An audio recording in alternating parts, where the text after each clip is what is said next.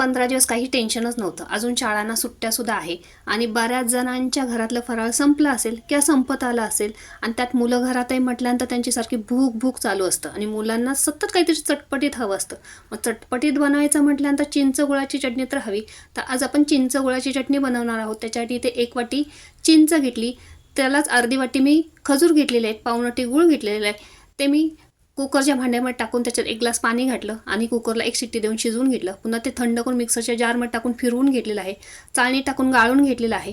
पुन्हा त्याच्यामध्ये 3 चमचे लाल तिखट, 1.5 चमचा चाट मसाला, 1 चमचा मीठ टाकून छान दाटसर होईपर्यंत शिजवून घेतलेलं आहे. चिंच थोडीशी काळी आहे कारण घरची चिंच आहे, पण चिंच मात्र चांगली आहे. तर दाटसर शिजवून घेतल्यानंतर थंड करून मी एका हवाबंद डब्यामध्ये फ्रीजमध्ये ठेवून दिलेलं आहे. आणि नेमकं संध्याकाळी मिस्टरांनी पाणीपुरी आणली, त्यात चिंच गुळाची चटणी नव्हती. त्यावेळेस ही चिंच गुळाची चटणी उपयोगी आलेली आहे. तर कशी वाटली रेसिपी?